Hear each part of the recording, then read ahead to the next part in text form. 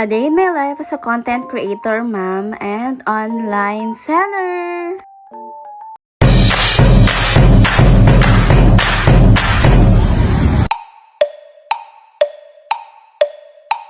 Hi guys! Back again for another mini vlog. Ito na nga yung pangalawang araw nga namin dito sa Real Quezon. At ito na nga ang mga kaganapan sa day 2 namin dito. So kinabukasan nga kahit may hangover nga ang babaeng ito, gumising talaga siya ng maaga. Dahil nga gustong gusto ko nga makita nga yung sunrise. Bali nga gumising ako ng 6. Kaso nga nung pagkagising ko is nakaangat na rin yung araw. Pero pagkagising ko kahit papaano naman meron pa namang sunrise. Hindi lang din talaga agaano kita dahil nga natatabunan siya ng mga ulap. So dahil nga tulog pa nga si Baby Quincy kaya naman nakapag-moment pa nga ako dito. At tamang lakad-lakad nga lang muna. And dito nga, bali mo po ako para nga magkape. Dahil sobrang sarap din talaga sa pakiramdam na nagkakape ka tapos ang ganda nga ng tanawin na pinagmamasdan mo. Yung feeling na parang sasabihin mo na lang na ayoko nang umuwi dito na lang ako. Uy! Siyempre naman, kahit papaano, kapag ka talaga pumupunta ka sa mga ganitong lugar, is talagang pansamantalang makakalimutan mo lahat ng problema. Pero pag uwi mo sa bahay, back to normal ulit. Anyways, maya-maya nga rin ginising ko na rin si Quincy para naman kahit papaano makapagbilad nga siya sa sikat nga ng araw. Binihisan ko na nga rin siya para naman makapagpa-picture siya ng outfit niya sa day 2 namin. O, diba talaga naman nagmo-model siya dito? Wow, pretty ata. At talaga namang paepa na naman dito sa voice over ko ang batang ito. Yaman, pretty ata. Umutat. Anyways, after ko nga siyang picturean, bali, hinayaan ko na rin talaga dito na mag-swimming nga ang batang to. Para naman kahit papaano masulit niya nga dahil mamaya uuwi na nga rin kami. Magpinda ka na eh.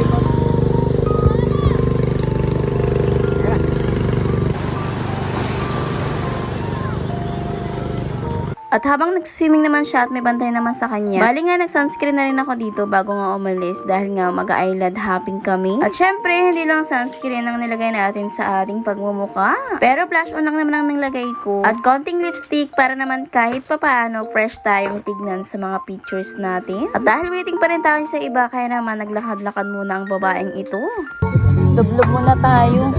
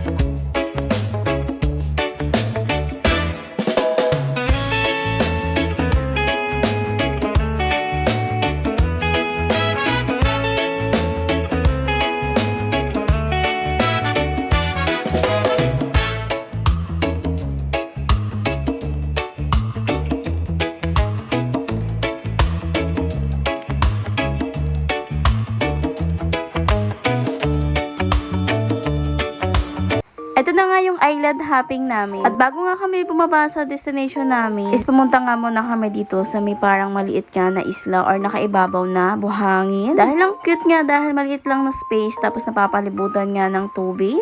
Iwan na lang kayo dyan. Bye! Bye! Pero anong oras po yan umaangat? Di ba? Depende.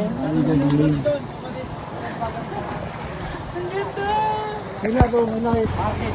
Kaya gawa ng China to eh. Sandbar sa dulo. Ganda. Sandbar ba ito na? Matulig ako ang puta. Kailangan dito lagi nakangiti. Pina-orient kami. O, sa tapos? Kita. Kita.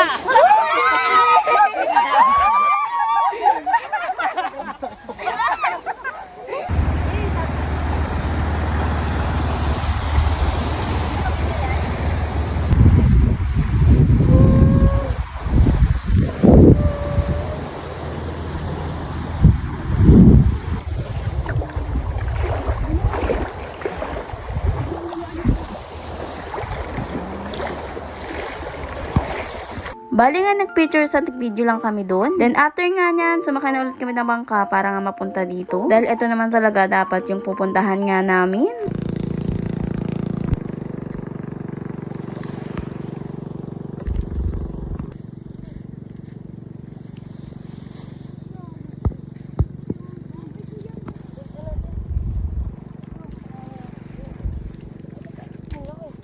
Uy, daming barko. Nandiyan ba si ano? Nagkabati dyan. Hi guys! Nandito kami sa Real ka. Ako yan. Real Quezon. Hindi ko alam kung anong pangalang isla to. Pero ang ganda. Ako yan. Look at this.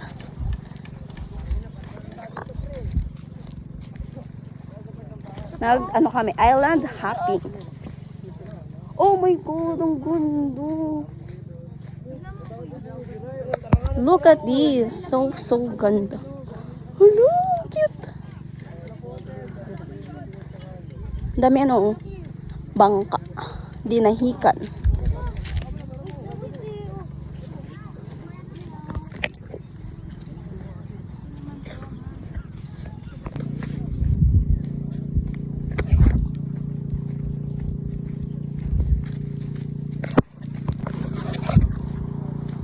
Ooh.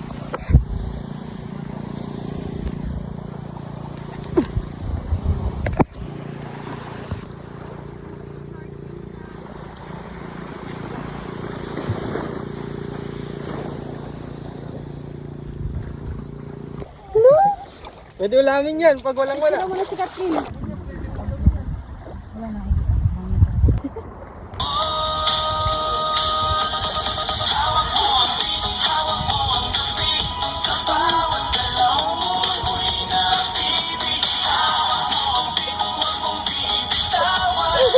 Kailangan pala sa tayo yung ano.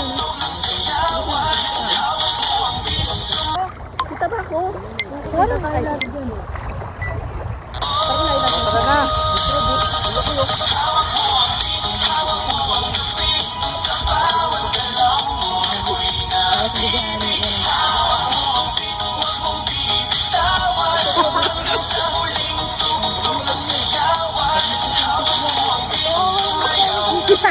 Kanya-kanya na yun. At talaga naman nakapag-TikTok pa ang mga person. Hindi ko kasi cellphone yung ginamit ng pag-TikTok, kaya naman nag-video na lang ako dito sa cellphone ko. Kaso ang masaklap, ako yung hindi talaga nakita sa video. Then after nga nun, bali umalis na rin kami at bumiyahe na pabalik dahil nga may babalikan pa kaming mga anak. Dahil nga hindi pwede nga ang bata dito, kaya naman kami lang talaga mga adult nga yung nakasama. Kaya naman pagbalik ko, bali nga binihisan ko na nga rin si Baby Quincy. At dahil nga uuwi na rin kami at baka gabihin nga kami sa daan. Tapos bago nga kami umuwi, bali nagpa-video muna ako dahil nga nakalimutan ko nga palang may dala nga pala akong dress na ganito. And eto na nga, pack up na at ready na tayong umuwi. But this time nga, sasasakyan na nga kami ng Daddy Eco. Since yung motor nga na ginamit namin is ginamit ng kapatid ng Daddy Eco at nauna nang umuwi, hindi na nga rin talaga kami kumain pagkabalik nga namin sa cottage na pagkagaling nga namin sa Island Hopping. Dahil anong oras na nga at sa daan na nga lang din kami kakain kung may madadaanan kami pwedeng kainan. Hayaan, kahit gutom na gutom ang person, talaga namang inuna nila yung Island Hopping nila. At talaga namang konting biyahe pa lang si Baby Quincy, nakatulog na rin kaagad. Kaya nga nung may nakita kaming kainan dito, ay talagang nag-stop over muna nga kami para nga kumain. Dahil nga past 12 na nga is hindi pa rin talaga kami kumakain. Kaya talaga mga gutom ang mga person na ito. Pagkatapos nga namin kumain, bali konting pahinga lang, biyahe na ulit.